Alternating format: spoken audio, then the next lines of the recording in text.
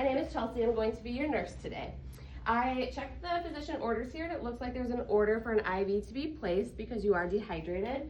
Can you just verify your name and date of birth for me? Yep, Sally Brown, 6/11/91. All right, and then Sally, do you have any allergies that you know of? No. Okay, so I'm verifying that here and it looks like that all matches up.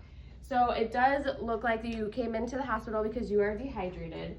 So we are going to replace some of those fluids with some IV fluids. I'm going to place a needle inside of your vein, but the needle will come back out and a little catheter will stay in there.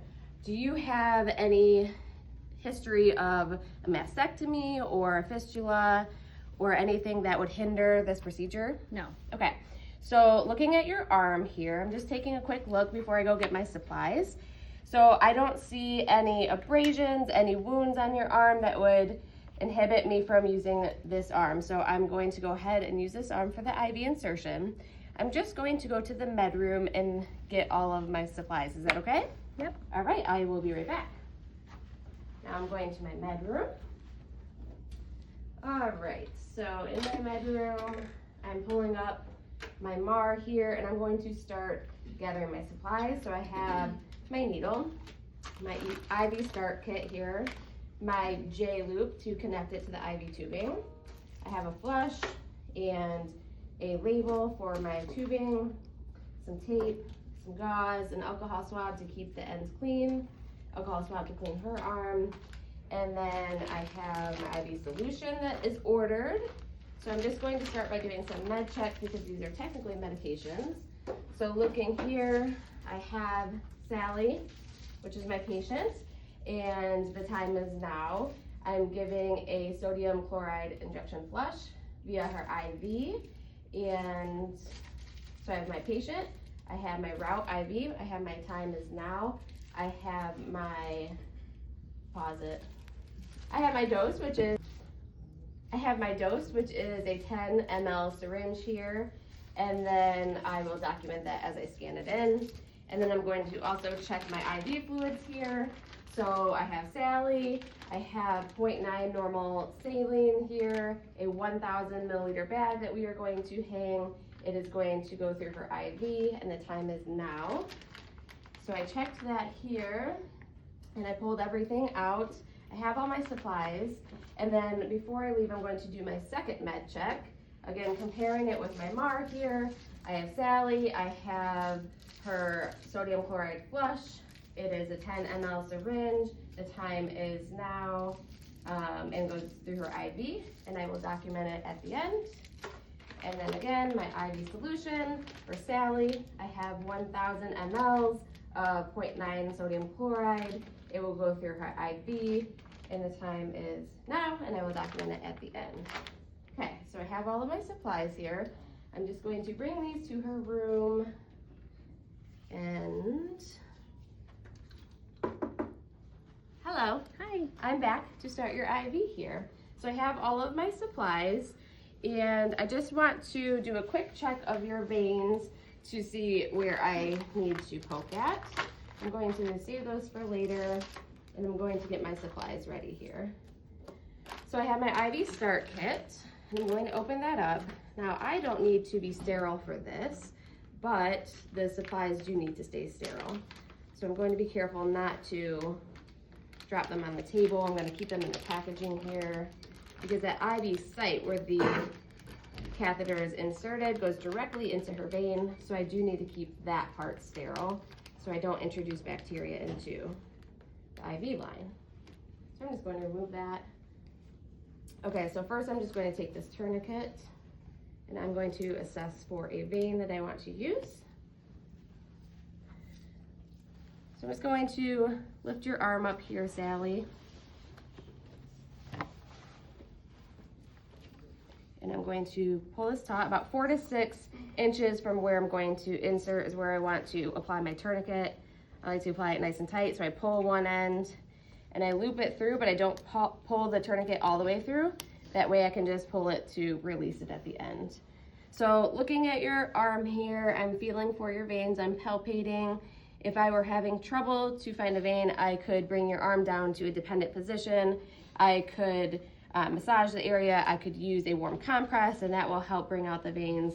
I could also have you pump your fist, but you do have some prominent veins here, so I'm going to go with this one right here. So I'm just going to temporarily release this tourniquet to give you a little break while I get my supplies and start cleaning. So I want to apply some gloves, which are over here on the wall. Way over here. Got it. Okay. So first I'm going to take some alcohol swabs and clean the area in a circular motion. So I kill off any bacteria that might be on your skin. So I'm just going to, in a circular motion, go around for about 30 seconds. Okay, that's been 30. All right, now I'm going to let it air dry because I need it to give it time to kill that bacteria on the skin. I don't want to force it dry or wipe it dry. So as I let that air dry, I'm going to get my other supplies ready here. So I have tape. So I have my tape here. Now I don't want to stick it directly to the table in case there are any germs. So what I am going to do is I'm just going to fold a little corner on my tape so it's easier for me to grab when I'm ready to stabilize that IV. And then I have my Tegaderm here. It has a piece of paper on the back. Again, I don't want to take it off and stick it to the table, but I am going to fold a little bit of a corner on that paper so that way it's easier for me to peel off once I have the IV in. My kit also comes with alcohol pads, also comes with an iodine pad, which I don't need, so I'm going to toss that to the side. And then I have some gauze here, which I may need in case we have any blood dripping. Okay. And then I need my needle, don't I? Okay, so I have that. I also need my J-loop here, and I need to prep that before I start. And because the J-loop has air inside of it, I need to prime that with my saline flush. Now I do want to make sure that I keep it sterile, so I don't want to touch the tip of the J-loop on either end. It is in sterile packaging, so technically I don't need to clean it before I attach my flush, but you could if you wanted to. And open my flush, and I did check my medications to make sure they weren't expired while I was doing my med checks, so we were good there. Okay, whenever I open a flush, there's a little bubble of air, and so what I want to do is I want to purge the air, so I'm going to pull down on my seal, and then I'm going to push the air out. Otherwise, on a brand new flush, if I just pushed, it would squirt up, so I want to make sure that I'm releasing some of that pressure. So I'm going to take my saline flush, I'm going to connect it to the blue lure lock connection here, making sure not to touch. And then this part is going to go directly into the patient's IV, so I want to make sure that I am not touching that either. So I'm just going to set it here, making sure that it doesn't touch the table. And I'm going to have it ready to go close by me because you have to work pretty quickly once you get going. All right, so again, I've cleaned the site already. If I was unsure, I could clean it again. I'm going to get my needle ready. It does have a cap on it. I'm going to take my tourniquet and tighten it again, making sure not to touch that area that I just cleaned. About 4 to 6 inches above the insertion site. Okay, so here we go with the needle. In about a 10 to 30 degree angle, I'm just going to go in. I need to make sure the bevel on the needle is up so I can see the little hole that is up, and I want to make sure that this little notch here is at the top so I can easily glide the catheter off of the needle into the vein. All right, so I'm just going to stabilize the vein here a little bit below, and then on the count of 3, I'm just going to do a quick poke. 1, 2, 3, poke. And then once I see some blood return, I'm going to lower my needle, and I'm not going to advance my needle anymore because I don't want to pierce through the vein, but I'm going to stabilize it and slowly push and glide that catheter off of my needle. And then I need to stabilize it. Be careful not to touch where it is inserting into the skin. And then This has a little safety on it as I pull it out, so I'm going to put that in Sharps container. And then depending on the patient, they might be bleeding a lot, so you want to work kind of quickly. And this is where your hand dexterity comes in. Being careful not to, you know what I did forget? I forgot to flush this. So as my patient is bleeding everywhere, I'm going to flush and make sure there's no air bubbles in the tubing, because I don't want to inject air into my patient's vein. And then I'm going to connect and twist it onto the hub here.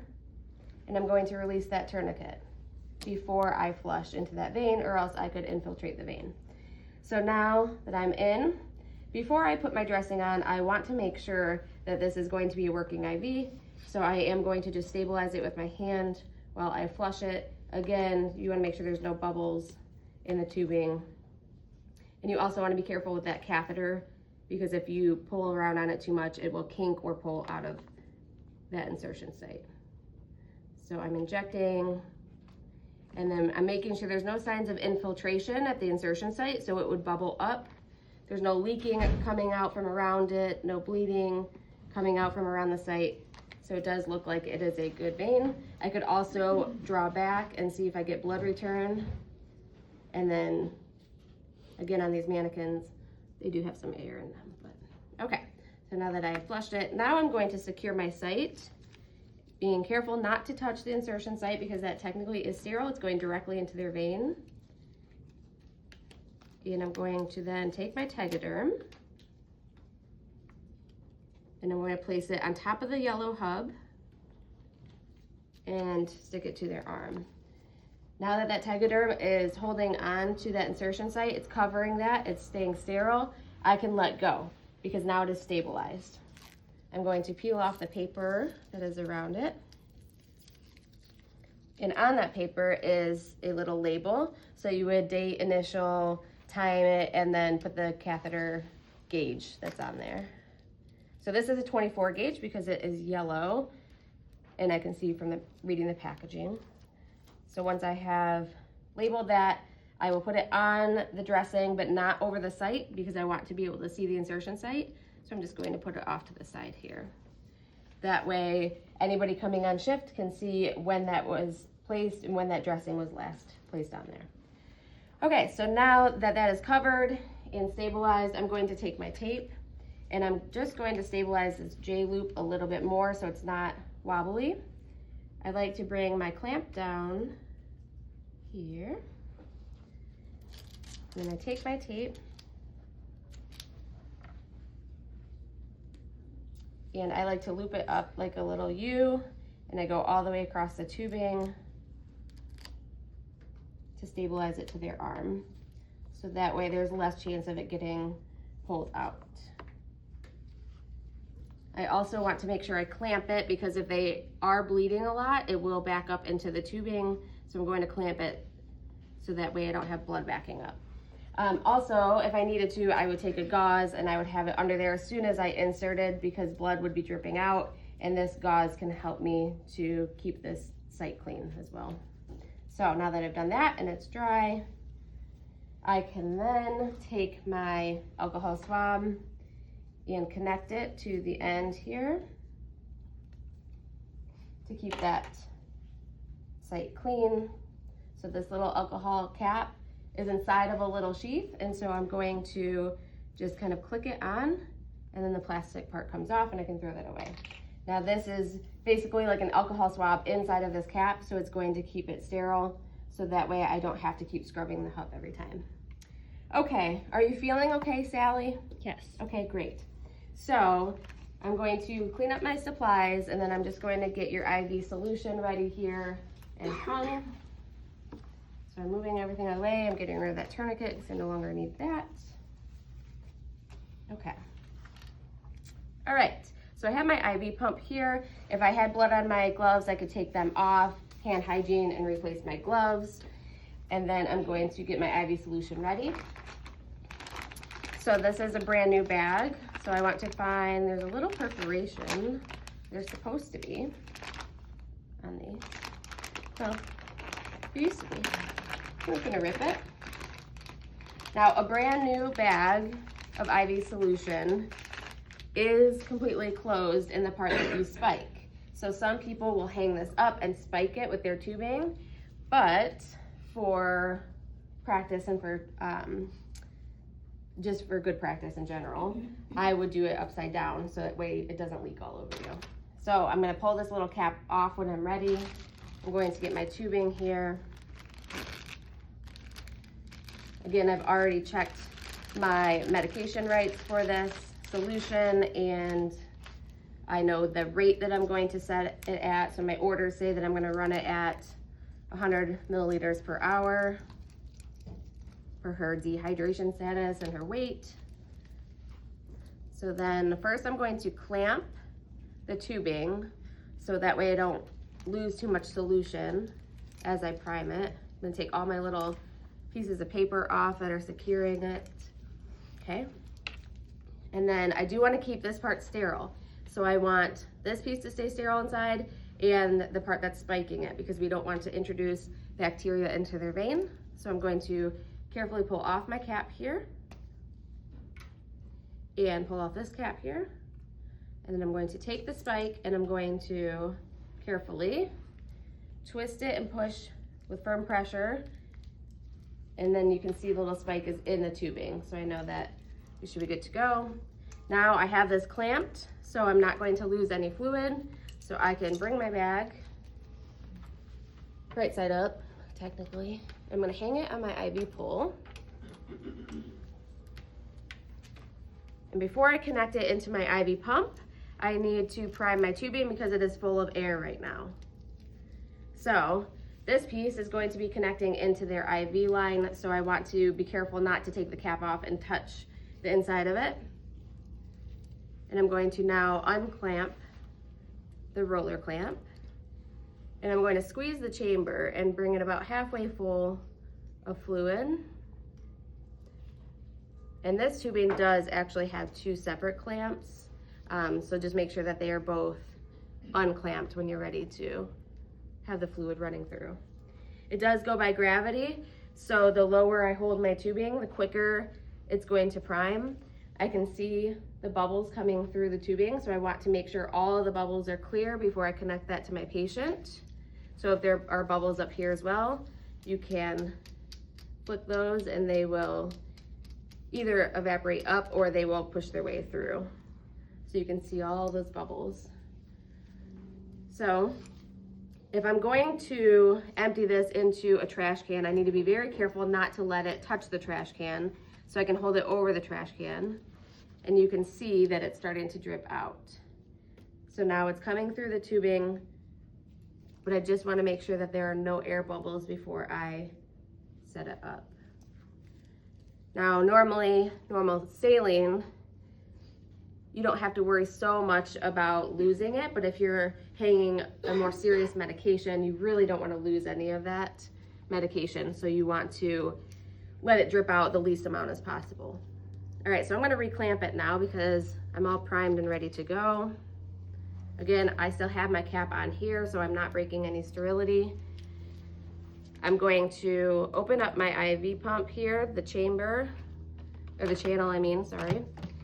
It has a little clamp on it, so I open it, open my channel, and then you can see this little flexible tubing here is the part that goes inside of the channel. So this blue piece sits on the top, and this little clamp clicks in. So I'm just going to place it in the top and click it into the blue matching piece in there. You can hear it click. And then I'm going to close my chamber around it. Okay, so it has its own clamp inside of the channel. So I technically don't need to have this clamped anymore because it's already clamped inside of here. So I can unclamp it and the channel is going to keep it clamped so it's not pouring out. So then I can connect it to my patient. So I have the orange alcohol swab on there. If I didn't, I would need to make sure that I scrub the hub with an alcohol pad. But since that's on there, I can take this off carefully, making sure not to touch the tip of it. And I can take my cap of my tubing off. I have to wiggle it off. And then you just twist it on. It's a luer lock twist till it's tight. And then I'm going to follow my tubing, making sure that it's all good to go. We're unclamped. And then I can start my IV pump. So there's an on button. I'm just going to click the on button, kind of hold it down. And then you'll see everything starting to light up. And it'll beep at you.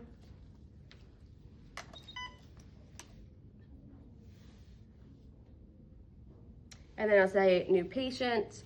For the purposes of this, I'm going to select no. But if it was a new patient that you're hanging a new bag of fluids on, you would click yes. You can type in their number. Now they have where you scan the patient and you scan the pump. So that's kind of nice that it's preset like that.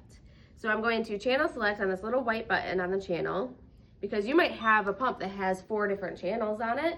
And so you want to make sure that you are selecting the correct one that you want to run here. And I actually usually try to hang my bag over top of my channel so I can directly follow it.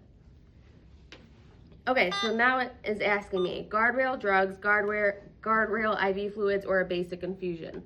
I want to click guardrail IV fluids, and there's little arrows next to it that you just select.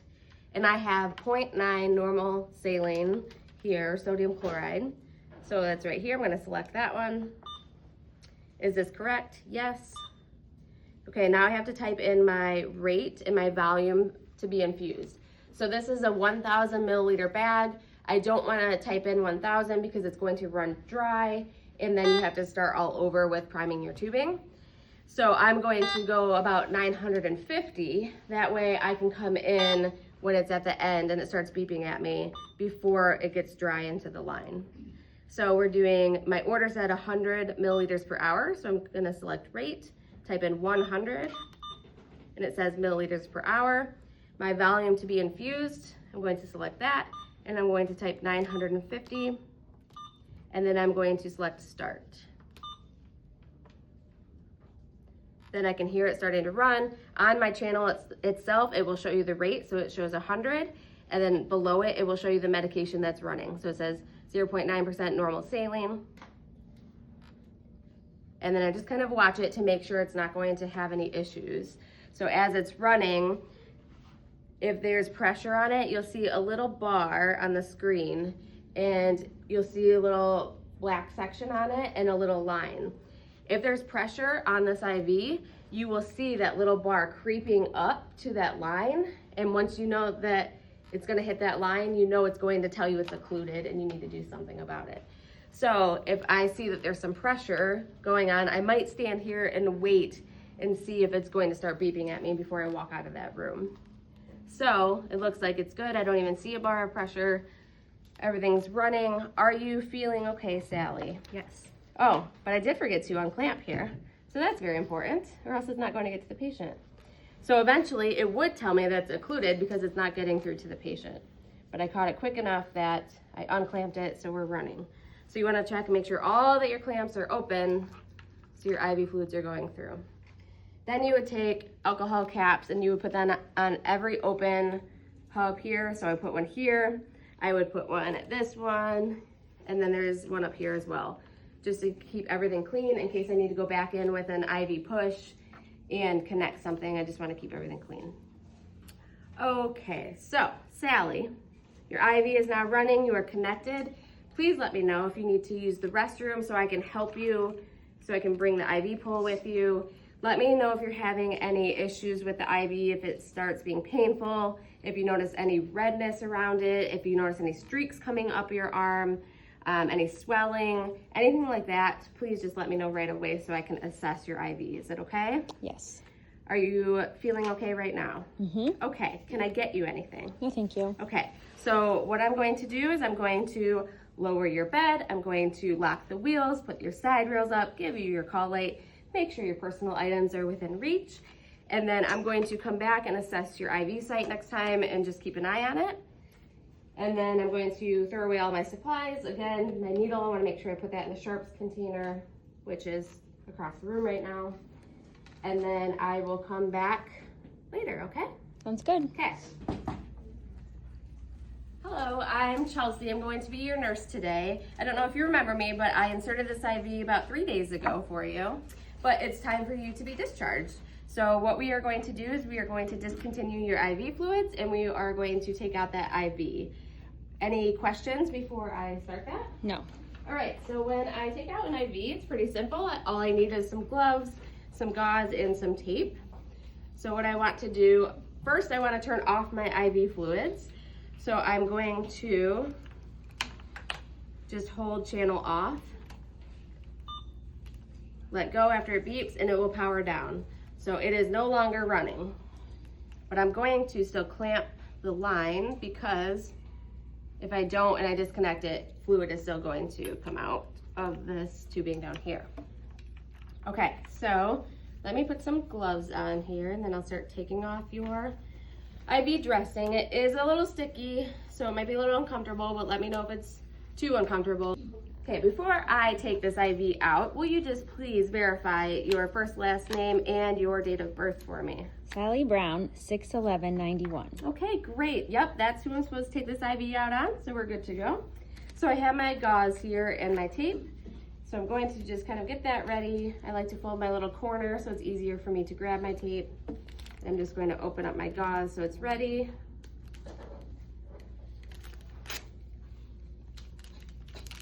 Okay, so now Sally, I don't think I saw this in your chart, but you're not on any blood thinners, are you? No. Okay, good, because if you were, I might need to hold pressure a little bit longer because it would bleed for a little longer. So that's good to note.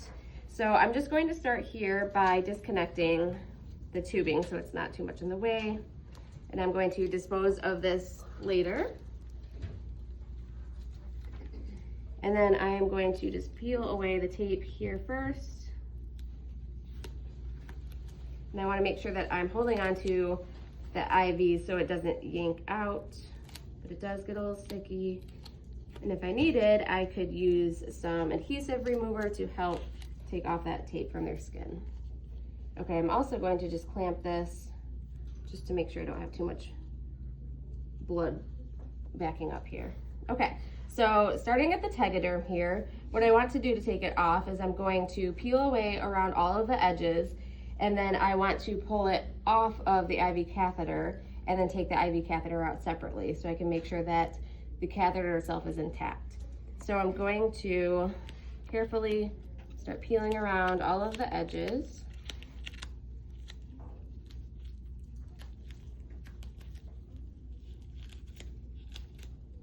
And then whenever I take a dressing off of a catheter, I want to peel away from the site so that way it's not pulling with the catheter. Especially if the catheter is going to be staying in, I don't want to risk dislodging that. So I'm getting close to the insertion site here. Now I'm going to stabilize the hub with one hand, and then I'm going to peel towards the patient, which is the opposite of the way the line is going. So I'm just going to pull away and then dispose of that tegaderm. And then I'm going to take my gauze, I'm going to fold it to a little square.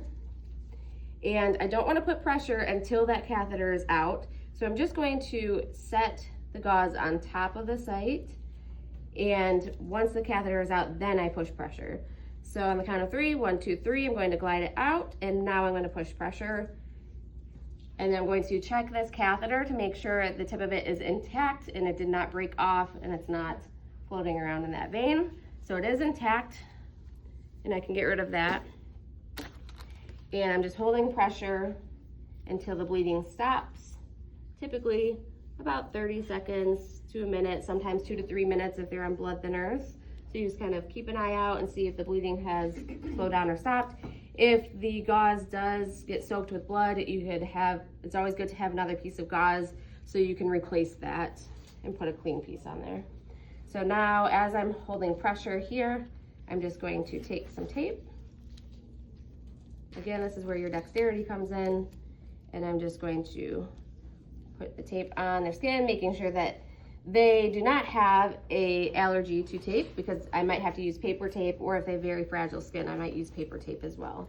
So now that that is placed there, I'm just going to have you keep this on for about 30 minutes just to make sure that the bleeding has stopped. Are you feeling okay? Yes. Okay. So looking at your arm here, I noted that there was no sign of infection, no sign of infiltration during this whole time, and when I was taking out, the catheter was intact, the IV fluids have been stopped, so I think we are good to go. I will get your discharge orders ready for you, and I'm going to clean up my supplies, throw away all of my tubing, and then I'll get you out of the hospital, okay? Thank you.